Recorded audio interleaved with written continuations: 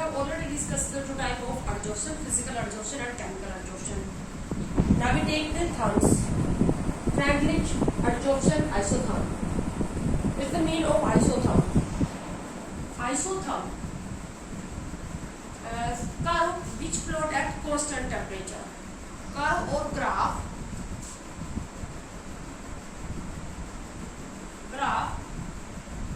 which plot at constant temperature.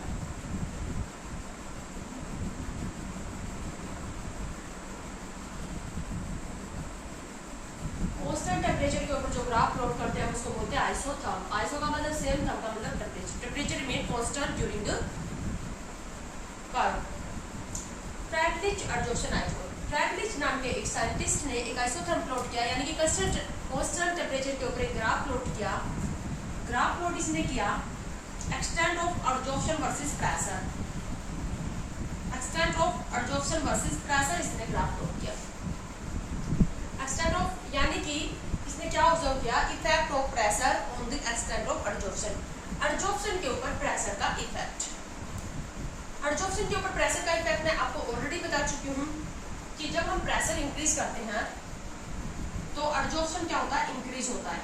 क्योंकि अगर हम प्रेशर इंक्रीज करेंगे तो मोल इंक्रीज करेंगे, तो ज्यादा मोल एडजॉर्ब, पेट के ज्यादा मोल एडजॉर्बेंट के कांटेक्ट में आएंगे तो क्या होगा, एडजॉर्प्शन ज्यादा होगा. तो लेकिन जो एक्सपेरिमेंटल जो कर्व आता है, एक्सपेरिमेंटल जो कर्व आता है extent of adsorption versus pressure, वो कर्व इस टाइप का आता है.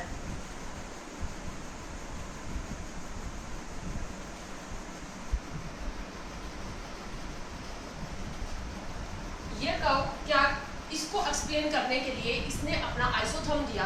फ्रैडलिच नाम के साइंटिस्ट ने अपना एक मैथमेटिकल एक्सप्रेशन दिया. ये एक्सपेरिमेंटल कर्व है extent of adsorption versus pressure.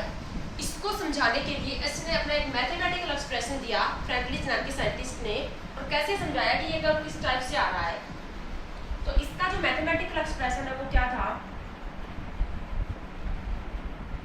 Extent of adsorption x by m is directly proportional to pressure at raised to power 1 upon n. ये अपना इसने इक्वेशन दी. Extent of adsorption is directly proportional to pressure और pressure की power 1 upon n. तो इसने क्या कहा, इसने तीन केस बनाए. फर्स्ट केस में एट लो प्रेशर,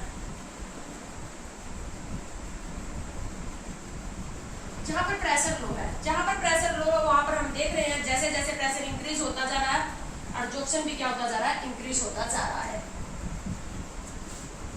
ठीक है. तो लो प्रेशर के ऊपर इसने क्या, इसका मतलब क्या है कि लो प्रेशर के ऊपर x by m extent of adsorption, proportionality sign को हटाकर एक कांस्टेंट लगाया कि p की पावर क्या होगी 1 upon n, और n की वैल्यू यहाँ पर ली 1.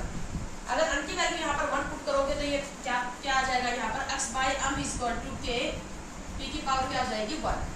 यानी कि हम ये कह सकते हैं कि लो प्रेशर के ऊपर x by m is directly proportional to pressure. यानी कि इसने क्या कहा, जब प्रेशर लो है, जब प्रेशर लो है तो वहां पर क्या होगा, जैसे जैसे प्रेशर इंक्रीज होगा वैसे वैसे x by m भी क्या होगा, इंक्रीज होगा. तो लो प्रेशर के ऊपर इसने इक्वेशन जो दी वो क्या दी, x by m is equal to k और p की पावर क्या होगी 1 upon n. और n की वैल्यू यहाँ पर क्या हो जाएगी, n की वैल्यू अगर 1 पुट कर दोगे तो p की पावर क्या हो जाएगी यहाँ पर 1. लो प्रेशर के ऊपर मतलब ये एक्सप्लेन करना चाह रहा है इस ग्राफ को, जो एक्सपेरिमेंटल ग्राफ आया है, आइसोथर्म आया है, कि लो प्रेशर के ऊपर क्या होगा, जैसे जैसे प्रेशर इंक्रीज होगा x by m extent of adsorption भी इंक्रीज होगा, क्योंकि लो प्रेशर के ऊपर extent of adsorption directly proportional है प्रेशर के. ठीक है. और इसके बाद हाई प्रेशर के ऊपर, यहाँ पर जो हाई प्रेशर है, यहाँ पर तुम देख रहे हो, यहाँ पर extent of adsorption x by m की वैल्यू क्या चल रही है, कांस्टेंट चल रही है. ये देखो x by m कांस्टेंट चल रहा है, प्रेशर इंक्रीज हो रहा है तब भी क्या हो रहा है, एक्सटेंट ऑफ एडजॉर्प्शन कांस्टेंट चल रहा है. यानी कि हाई प्रेशर के ऊपर, हाई प्रेशर के ऊपर एडजॉर्प्शन के, हाई प्रेशर जब है तो वहां पर एडजॉर्प्शन के ऊपर प्रेशर का कोई इफेक्ट नहीं पड़ रहा. तो इसको एक्सप्लेन करने के लिए इसने क्या कहा, eight high pressure, second case मैं पहले कर रही हूँ हाई प्रेशर वाला.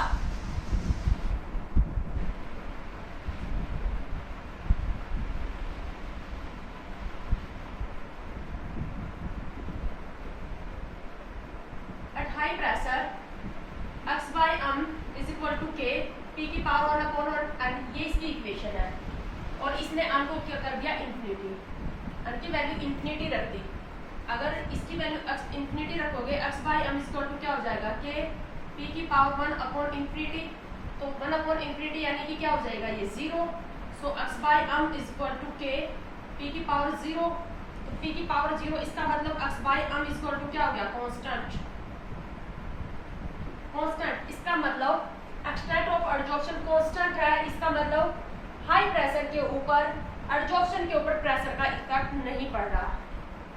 इसने इस इक्वेशन से इसको एक्सप्लेन तो कर दिया, बट ये थ्योरेटिकली इसको एक्सप्लेन नहीं कर पाया। इसके पास इसका रीजन नहीं था कि जब प्रेशर हाई होता है तो प्रेशर इंक्रीज करने से एक्सटेंट ऑफ एडजॉर्प्शन इंक्रीज क्यों नहीं होता। He can't explain this fact, this is the limitation of Freundlich adsorption isotherm. इसने इस मैथमेटिकल इक्वेशन से तो इसको एक्सप्लेन कर दिया कि यहाँ पर इसने n की वैल्यू इंफिनिटी कर दी तो प्रेशर की पावर क्या होगी 0, इसका मतलब एक्सटेंट ऑफ एडजॉर्प्शन कांस्टेंट हो गया, यानी कि प्रेशर का इसके ऊपर कोई इफेक्ट नहीं पड़ रहा। बट ये थ्योरेटिकली इसको एक्सप्लेन नहीं कर पाया। इसका रीजन क्या था, इसका क्या रीजन था, ही कांट एक्सप्लेन। इसको मैं बाद में दिखाऊंगी इसकी लिमिटेशन में। अब हमारे पास है थर्ड केस, तो यहाँ पर मैं लिखूँ इक्वेशन क्या हो जाएगी, हाई प्रेशर के ऊपर x by m equal to k और p की पावर क्या हो जाएगी 0। अब थर्ड केस है हमारे पास, case third at moderate pressure.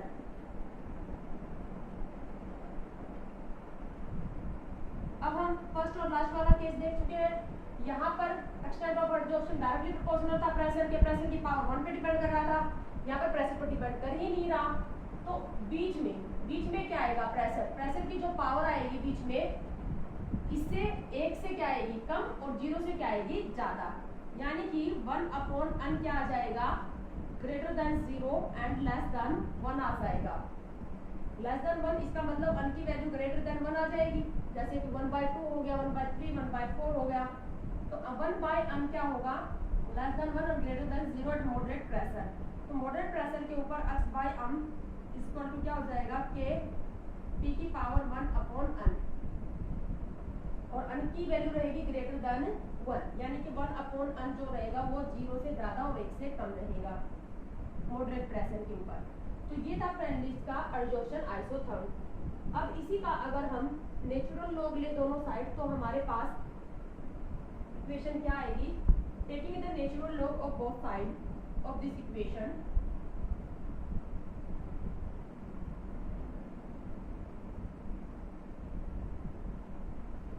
तो आपको जो फ्रेंडलिक एडजॉर्प्शन आइसोथर्म की इक्वेशन याद रखनी है वो क्या रखनी है, x by m equal to k p की पावर क्या 1 अपॉन n।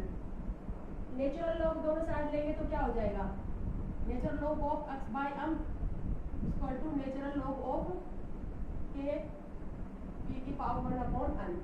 इसी को मैं लिख सकती हूँ natural log of x by m equal to, ये मल्टीप्लाई में है तो क्या हो जाएंगे प्लस में ln k plus 1 upon n ln of t। हमारे पास आ जाएगा अब y equal to mx plus c का कर्व, लॉग की फॉर्म में भी लिख सकते हैं, log 10 x by m is equal to log 10 k plus 1 upon n log of p। y equal to mx plus c की इक्वेशन बन गई y, ये हमारे पास m, x प्लस ये हो जाएगा c। तो फ्रेंडलिक एडजॉर्प्शन आइसोथर्म का अगर हम कर्व लेते हैं, y एक्सिस पे बनेंगे log 10 of x by m versus log 10 of p। तो हमारे पास क्या आएगा, स्लोप पॉजिटिव आएगा और इंटरसेप्ट भी है, तो हमारे पास स्ट्रेट लाइन आएगी, ये आएगा slope theta. So slope is equal to 1 upon n equal to tan theta, और इंटरसेप्ट की जो वैल्यू होगी, इंटरसेप्ट की वैल्यू होगी log 10 ऑफ p। तो ये है हमारे पास फ्रेंडलिक एडजॉर्प्शन आइसोथर्म। लिमिटेशन ले लेते हैं फ्रेंडलिक एडजॉर्प्शन आइसोथर्म की। क्या लिमिटेशन रही, इसकी लिमिटेशन क्या है?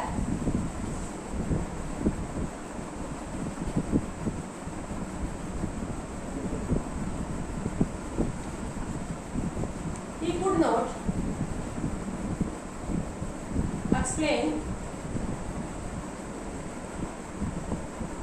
not explain why x by m remain constant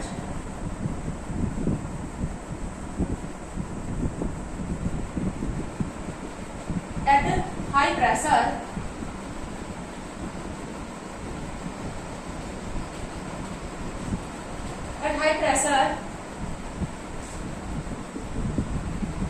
with increasing pressure.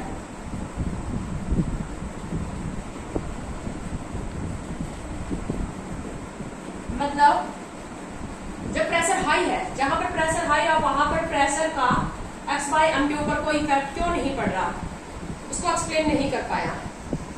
और इसकी एक लिमिटेशन ये भी है, जो एक्सपेरिमेंटल रिजल्ट हमें मिला हाई प्रेशर के ऊपर, प्रेशर का एक्सटेंट ऑफ एब्जॉर्प्शन के ऊपर जो एक्सपेरिमेंटल रिजल्ट मिलता है और फ्रेडरिक के इक्वेशन से, मैथमेटिकल एक्सप्रेशन से जो रिजल्ट मिलता है वो डिफरेंट मिलता है। एट हाई प्रेशर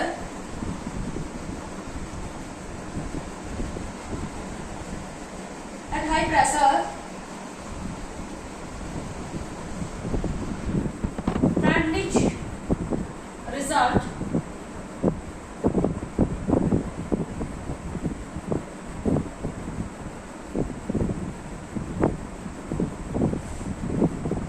different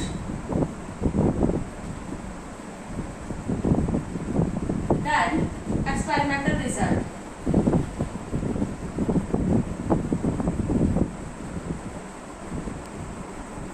ये डिफरेंट एब्जॉर्प्शन आइसोटोप, एक्सपेरिमेंटल से जो रिजल्ट आता है, एक्सपेरिमेंटल जो रिजल्ट आएगा स्टैंडर्ड ऑफ एब्जॉर्प्शन के ऊपर प्रेशर आएगा जनरली हाई प्रेशर के ऊपर, और फ्रेडरिक का जो रिजल्ट आएगा वो डिफरेंट आ रहा था। तो उसके बाद इसकी लिमिटेशन को ओवरकम किया, यानी कि हाई प्रेशर के ऊपर एक्सटेंट ऑफ एब्जॉर्प्शन के ऊपर, एब्जॉर्प्शन के ऊपर प्रेशर का इफेक्ट एक्सप्लेन किया एक दूसरे साइंटिस्ट ने, जिसको हम बोलते हैं लैंगमियर एब्जॉर्प्शन आइसोथर्म। तो सेकंड एब्जॉर्प्शन आइसोथर्म में हमारे पास क्या है? Langmuir absorption isotherm. तो हमारे पास Langmuir absorption isotherm,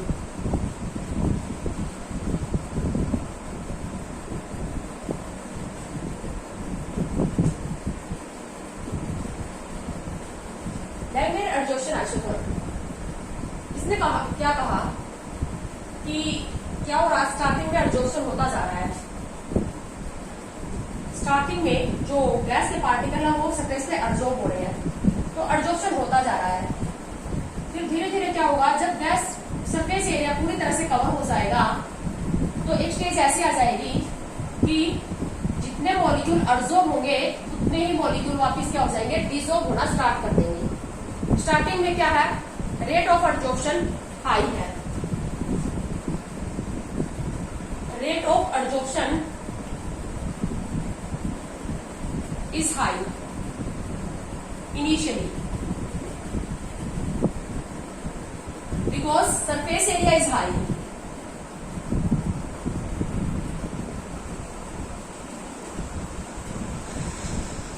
surface area, मैंने आपको एक फैक्टर बताना शायद मैं भूल गई होंगी, सरफेस एरिया जितना ज्यादा होगा एब्जॉर्बेंट के ऊपर उतना ही एब्जॉर्प्शन ज्यादा होगा। इनिशियली क्या हुआ, रेट ऑफ एब्जॉर्प्शन हाई है due to surface area high होने की वजह से। बिल्कुल खाली पड़ा सरफेस एरिया तो ज्यादा मॉलिक्यूल क्या हुए, एब्जॉर्ब होंगे। तो स्टार्टिंग में रेट ऑफ एब्जॉर्प्शन हाई है due to high surface area. अब उसके बाद क्या होगा, जब सरफेस एरिया पूरी तरह से कवर्ड होने लगेगा तो रेट ऑफ एब्जॉर्प्शन जो होगा वो डिक्रीज होना स्टार्ट हो जाएगा।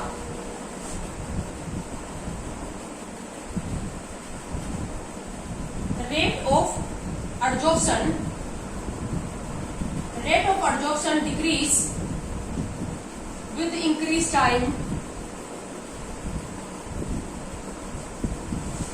Due to decrease surface area, due to decrease surface area. Surface area decrease decrease होता जाएगा, surface area decrease, available surface area decrease होता जाएगा, तो रेट ऑफ एडजॉर्प्शन भी डिक्रीज होता जाएगा। And rate of desorption increase, time के साथ साथ क्या हो रहा है, rate of desorption, rate of desorption increase with time. तो दो अपोजिट प्रोसेस चल रही है, ये है एडजॉर्प्शन और ये है डिसऑर्प्शन। टाइम के साथ साथ एडजॉर्प्शन का रेट डिक्रीज हो रहा है और डिसऑर्प्शन का रेट इंक्रीज होता जा रहा है। एक स्टेज ऐसे आ जाएगी जहां पर rate of adsorption is equal to क्या हो जाएगा, जहां पर रेट ऑफ एडजॉर्प्शन किसके इक्वल हो जाएगा, रेट ऑफ डिसऑर्प्शन। वहां पर क्या आ जाएगा, इक्विलिब्रियम। बताइए आपको, जब दो अपोजिट प्रोसेस सेम रेट के साथ चलने लगे तो वहां पर क्या हो जाता है, इक्विलिब्रियम आ जाता है। Rate of adsorption is equal to rate of desorption, then equilibrium is established.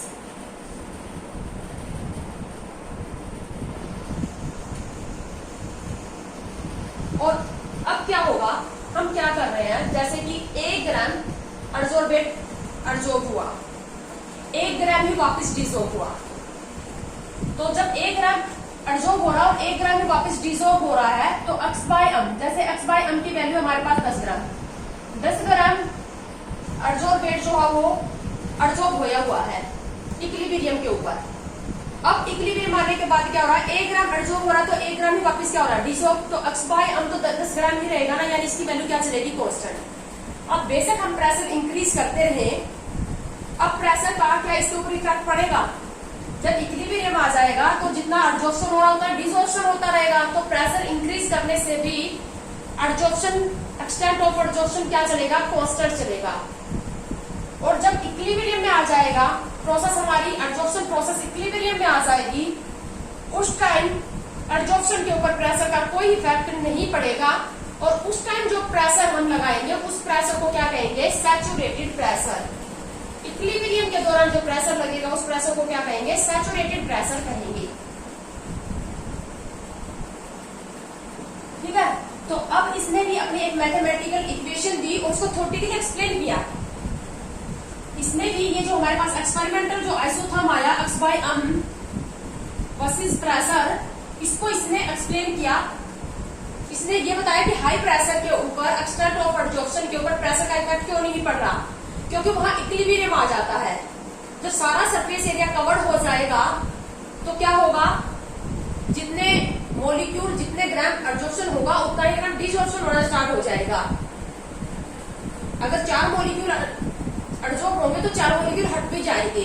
तो अब प्रेशर इंक्रीज करने का कोई इफेक्ट नहीं आएगा इक्विलिब्रियम आने के बाद। ठीक है, तो इसने इसको एक्सप्लेन किया। तो कर्व हमारे पास वैसा ही है, इसको एक्सप्लेन कर रहे हैं 2 अलग अलग साइंटिस्ट। तो स्टार्टिंग में क्या हो रहा है, एडजॉर्प्शन इंक्रीज हो रहा है, फिर थोड़ा कम इंक्रीज हुआ और फिर क्या चला, ये कांस्टेंट चला। और जहां पर अब यहां से क्या हुआ है, एक्सटेंट ऑफ एडजॉर्प्शन के ऊपर प्रेशर का कोई इफेक्ट नहीं पड़ रहा, तो इस प्रेशर को बोलते हैं PS, सैचुरेटेड प्रेशर।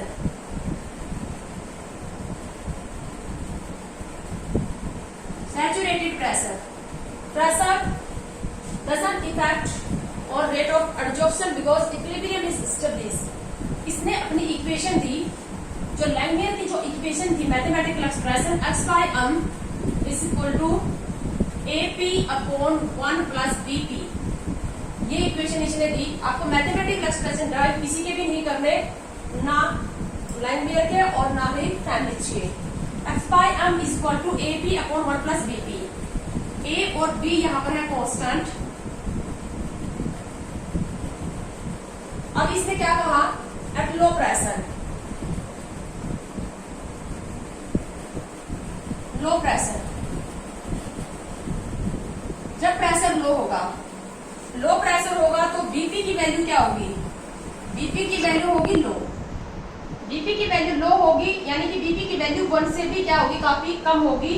सो बीपी को हम क्या कर देंगे, नेगलेक्ट। किसके कंपैरिजन में, 1 के कंपैरिजन में। लो प्रेशर है तो वहां पर प्रेशर की वैल्यू कम होने की वजह से बीपी की वैल्यू 1 से काफी कम है, इसलिए बीपी को हमने 1 के कंपैरिजन में नेगलेक्ट कर दिया। अब बीपी को नेगलेक्ट कर दोगे तो x by m equal to क्या आ जाएगा, एपी। ए क्या है, कांस्टेंट, तो हम लिख सकते हैं x by m is directly proportional to pressure, चाहे 1 लगा लो। तो एक्सप्लेन कर दिया इसने कि प्रेशर लो है तो वहां पर extent of adsorption directly proportional है किसके, प्रेशर के। ठीक है, उसके बाद अब इसने क्या कहा, high pressure, at high pressure